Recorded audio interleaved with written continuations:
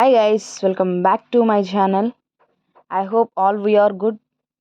So మీ నుంచి నాకు చాలా పాజిటివ్ రెస్పాన్స్ అనేది వస్తుంది. ఇలానే సపోర్ట్ చేస్తూ ఉండండి. ప్రతిరోజు నేను వీడియోస్ అనేది అప్లోడ్ చేయడం జరుగుతుంది. సో ఇలానే నన్ను సపోర్ట్ చేస్తూ ఉండండి అండ్ అలాగే లైక్ చేయడం మర్చిపోకండి. సో బికాస్ దీనికన్నా ఇంకా ఎవరైనా వీడియోస్ చూడాల్సిన వాళ్ళు ఇంకా ఎక్కువ మంది చూడటానికి పాసిబుల్ అవుతుంది లైక్ చేయడం వల్ల. సో నన్ను అలానే సపోర్ట్ చేస్తూ ఉండండి. నేను ప్రతిరోజు వీడియో అనేది అప్లోడ్ చేస్తూ ఉంటాను. అండ్ మీరేమైనా నాతో చెప్పాలనుకున్నా, మీకు ఏమైనా డౌట్స్ ఉన్నా నా కమెంట్ సెక్షన్లో చెప్పండి. నేను ప్రతిదానికి ఆన్సర్ చేస్తాను.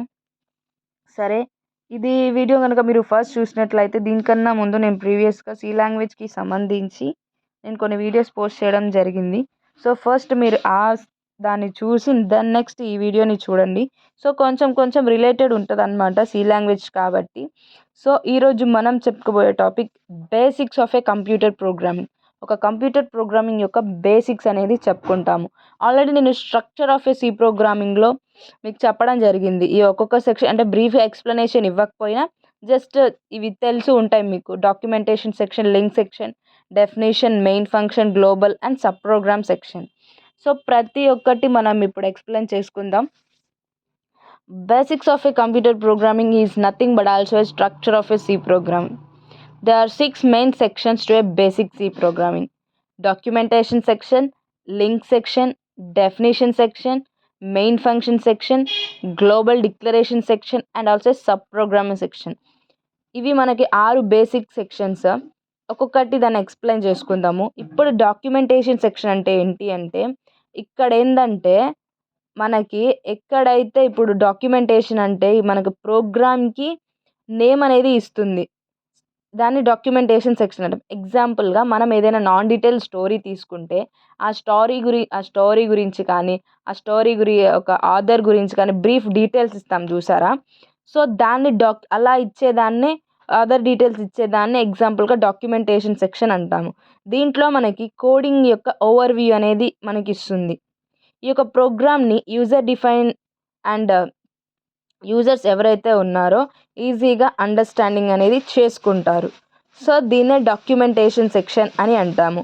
The documentation section is the part of the program where the program gives the details associated with the program. He usually gives the name of the program, the details of the author and other details like the time of coding and description. It gives anyone reading the code the overview of the code. So దీన్ని documentation సెక్షన్గా అనుకుంటాము. So దీని యొక్క example వచ్చేసరికి మనము hello world అని తీసాము. దాని యొక్క నేమ్ సజెస్ట్ హెలో వరల్డ్. దీని యొక్క description a program to display hello world. దీన్ని మనము డాక్యుమెంటేషన్ సెక్షన్ అని అంటాము. దాని తర్వాత వచ్చేసరికి లింక్ సెక్షన్. లింక్ సెక్షన్ ఏంటి అంటే, ఈ లింక్ సెక్షన్లో హెడర్ ఫైల్స్ అనేవి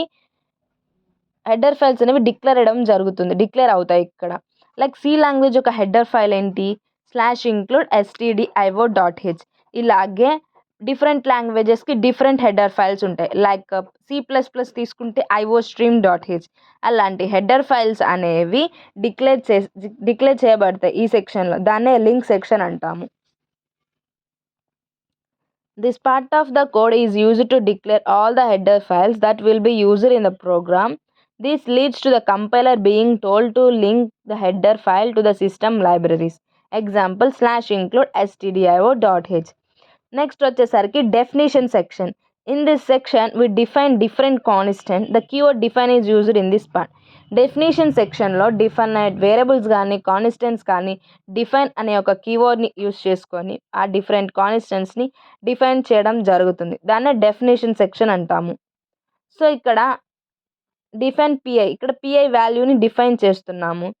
దాన్ని డెఫినేషన్ సెక్షన్ అంటాము. లైక్ డిఫరెంట్ కాన్స్టెంట్స్ని డిఫైన్ అనే కీవర్డ్తో డిఫైన్ చేసే సెక్షన్ని డెఫినేషన్ సెక్షన్ అంటాము. అండ్ నెక్స్ట్ వచ్చేసరికి గ్లోబల్ డిక్లరేషన్ సెక్షన్. ఇక్కడ గ్లోబల్ డిక్లరేషన్ సెక్షన్లో this part of the code is that part where the global variables are declare. ఎక్కడైతే గ్లోబల్ వేరియబుల్స్ అనేవి డిక్లేర్ అవుతాయి. All the global variables used are declared in this part of user defined functions are also declare. ఇక్కడ global variables కానీ user define functions కానీ declare చేయడం జరుగుతుంది. Means values అనేవి ఇవ్వడం జరుగుతుంది, ఇనిషియలైజ్ కానివ్వండి అలా. ఇక్కడ float area of float are.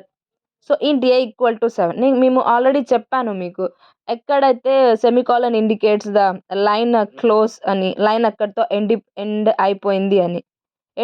End point includes the semicolon. ఇది global declaration section.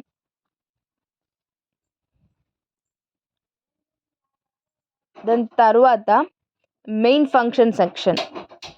Main function section అంటే every C programming needs to have the main function. ప్రతి సి ప్రోగ్రామింగ్కి మెయిన్ ఫంక్షన్ యొక్క అవసరం ఉంటుంది. ఈ మెయిన్ ఫంక్షన్కి మనకి 2 పార్ట్స్ అనేవి ఉంటాయి, declaration part and execution part. Declaration part అంటే ఏంటంటే ఎక్కడైతే వేరియబుల్స్ అన్ని డిక్లేర్ అవుతాయో దాన్ని డిక్లరేషన్ పార్ట్ అంటాం. ఎగ్జిక్యూషన్ పార్ట్ అంటే ఏంటి అంటే curly braces starts and curly braces ends, అంటే open of the program and end of the ప్రోగ్రామ్ని మెయిన్ ఫంక్షన్ సెక్షన్లో ఎగ్జిక్యూషన్ సెక్షన్ అంటాము. Both the declaration and execution parts are inside the curly braces. ఈ execution part కానీ declaration part కానీ curly బ్రేసెస్కి ఇన్సైడ్లో ఉంటుంది. So ఈ main function section అనేది ప్రతి ప్రోగ్రాంలో ఒక మెయిన్ పార్ట్. దీంట్లో 2 పార్ట్స్ ఉంటాయి, declaration part and execution part. ఎక్కడ వేరియబుల్స్ అన్నీ డిక్లేర్ అవుతాయో దాన్ని డిక్లరేషన్ సెక్షన్ అంటాము. అండ్ ఎక్కడైతే ప్రోగ్రామ్ అనేది స్టార్ట్ అయ్యి ప్రోగ్రామ్ అనేది ఎండ్ అవుతుందో దాన్ని ఎగ్జిక్యూషన్ సెక్షన్ అంటాము. అవి బ్రేసెస్ అనేవి ఇన్సైడ్ ద కర్లీ బ్రేసెసే ఉంటుంది ఎగ్జిక్యూషన్ పార్ట్ అనేది. ఇది main function section. Every C programming needs to have the main function. Each main function contains 2 parts, a declaration part and an execution part. The declaration part is the part where all the variables are declared.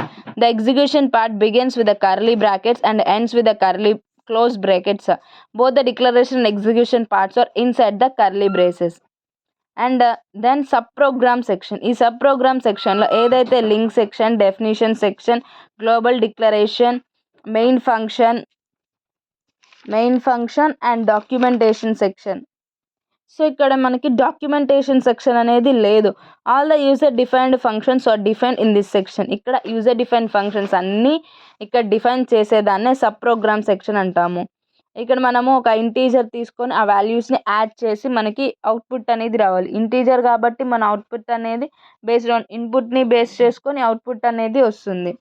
So ఇక్కడ మనము ఎగ్జాంపుల్గా header file, C language ఒక header file ఒక వేరియబుల్ని define చేసాము.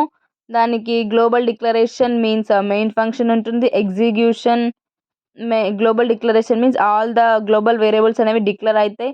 And main ఫంక్షన్లో మనకి 2 ఉంటాయి, execution and declaration part. So ఇది మనకి సబ్ ప్రోగ్రామ్ సెక్షన్.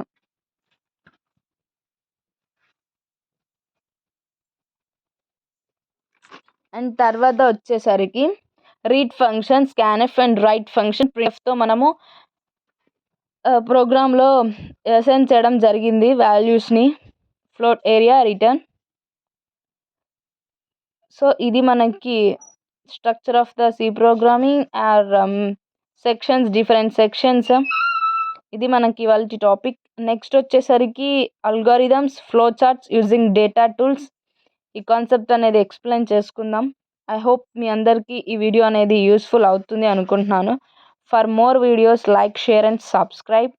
మీరు లైక్ చేయడం వల్ల ఇంకొంతమందికి ఈ వీడియో అనేది చూడటం జరుగుతుంది, వాళ్ళకి హెల్ప్ అవుతుంది. ఇలాగే మీకు ఏ డౌట్స్ ఉన్నా కానివ్వండి, నాకు కమెంట్ సెక్షన్లో ప్రతిదీ మెన్షన్ చేస్తే నేను ప్రతిదీ ఎక్స్ప్లెయిన్ చేస్తూ ఉంటాను. I hope all we are understood. For more videos, like, share and subscribe to my channel.